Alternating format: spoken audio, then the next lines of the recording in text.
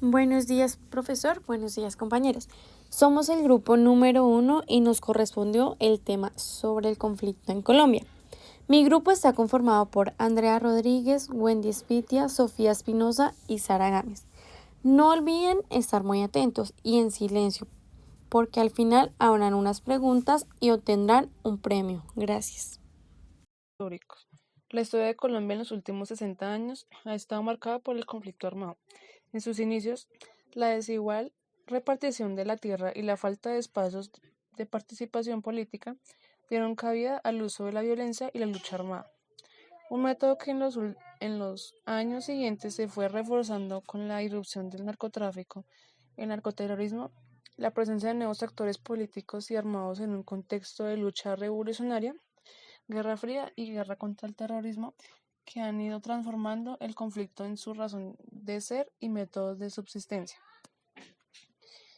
En este contexto, los grupos armados han injustificado el uso de la violencia por considerarla el único método para poder transformar la sociedad con la intención de no permitir cambios considerados como ilegítimos. Así pues, la fractura creada por las desigualdades, el uso de la violencia y la lucha por el poder han marcado las dinámicas sociales y políticas que han tenido lugar en Colombia desde que se instauró la República en el siglo XIX hasta el día de hoy, cuando Colombia abre un nuevo capítulo en su historia con los actuales procesos de paz. Ahora les estaré comentando sobre el periodo de la violencia. En el siglo XIX, el Partido Conservador y el Partido Liberal de Colombia se institucionalizaron. El primero se caracterizaba por tener una agenda continuista del sistema social y político que protegía los intereses de la clase adinerada, mientras que el segundo se presentaba como una alternativa reformadora y en defensa de los intereses de comerciantes y grupos menos favorecidos de la sociedad. La lucha entre ambas fuerzas se evidenció a través de 54 guerras civiles, 14 de conservadores contra liberales, 2 de liberales contra conservadores y 38 de liberales contra liberales. El enfrentamiento terminó desencadenando en lo que se conoce como el periodo de la violencia. El Bogotazo. A inicios del siglo XX, los enfrentamientos entre liberales y conservadores, el auge de la violencia, los asesinatos y agresiones estaban a la orden del día. El contexto social y económico en el que se encontraba el país fomentó los procesos de radicalización de los movimientos políticos. El asesinato del candidato de la presidencia liberal, Jorge Eliezer Gaitán, el 9 de abril de 1948, propició una ola de violencia en la ciudad de Bogotá, conocida como el Bogotazo, que pronto se extendió al resto del país. Se produjeron actos violentos, incendios a edificios públicos, destrucción de archivos, asesinatos a funcionarios, asaltos a comercios, atracos a iglesias. En algunas localidades se establecieron tribunales populares donde se produjo la destitución de alcaldes, fuga de presos y se formaron gobiernos revolucionarios. Los protagonistas del conflicto armado. Una de las características del conflicto en Colombia es la pluralidad de actores que han alimentado y transformado el conflicto armado en el país. Aunque los principales actores del conflicto siempre han sido en su mayoría los partidos políticos tradicionales y los movimientos guerrilleros, el surgimiento de diferentes grupos revolucionarios paramilitares y la influencia del narcotráfico han tenido mayor o menor predominancia según el periodo que se estudie. Además, cabe recordar que en líneas generales Colombia se ha caracterizado por una brecha social entre una élite política con una fuerte presencia regional, latifundista y monopolizadora, y por otro lado grupos minoritarios como los indígenas, afrodescendientes y campesinos que no han contado con el mismo acceso a los derechos de propiedad ni a los servicios de Estado. Ejército Popular de Liberación Nacional.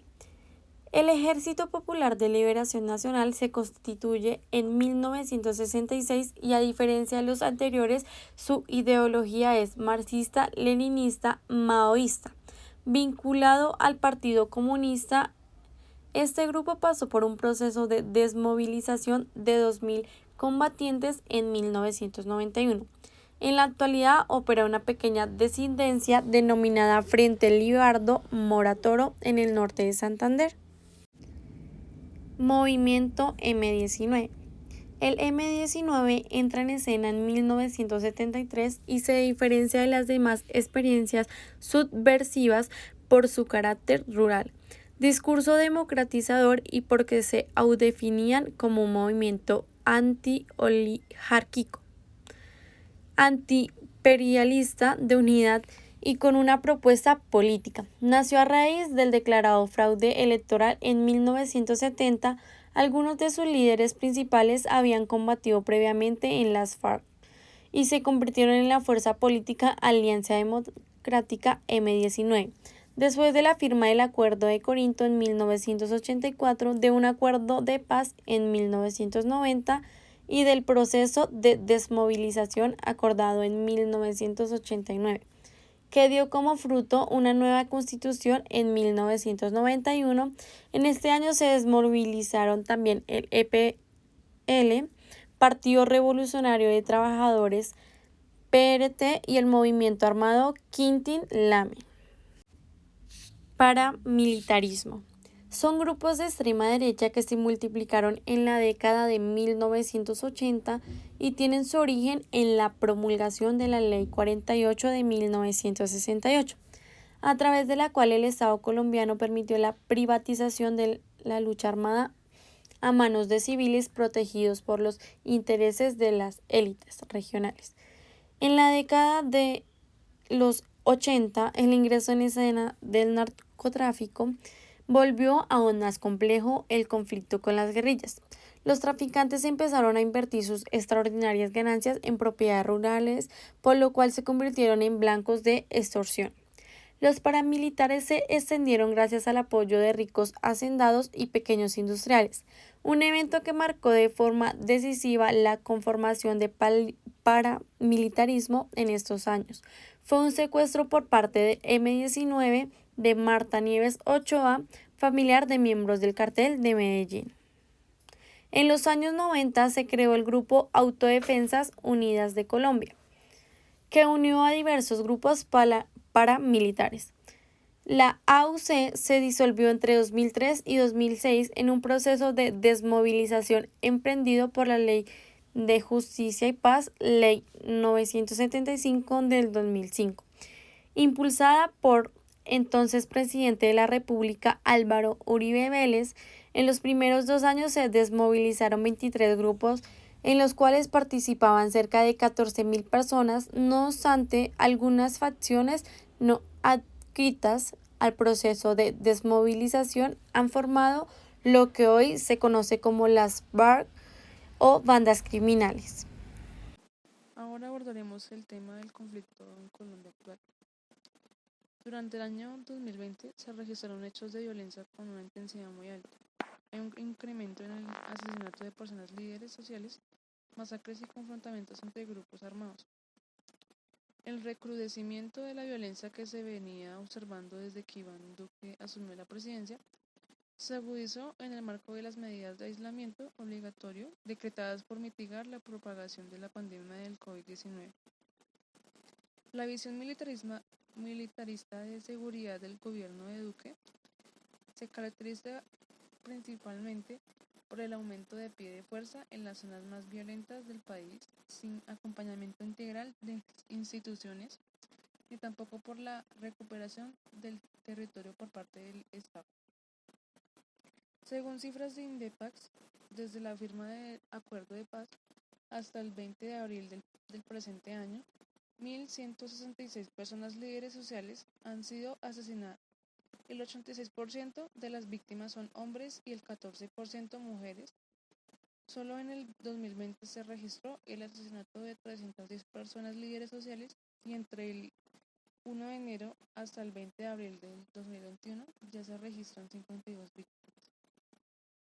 La mayoría de los asesinatos son líderes de comunidades campesinas, indígenas y afrodescendientes que son confrontados por grupos armados al servicio de intereses económicos y políticos, incluidos narcotraficantes, acaparadores de tierras y recursos naturales. Como conclusión, frente al conflicto colombiano actual, vemos que por desgracia este llegó a un nivel en el que es difícilmente incontrolable y seguirá en tanto sigan existiendo las inconformidades o conveniencias tanto económicas como políticas y sociales que produzcan los mismos. Muchas gracias por su atención y espero que esta información haya sido de su agrado y de gran aprendizaje.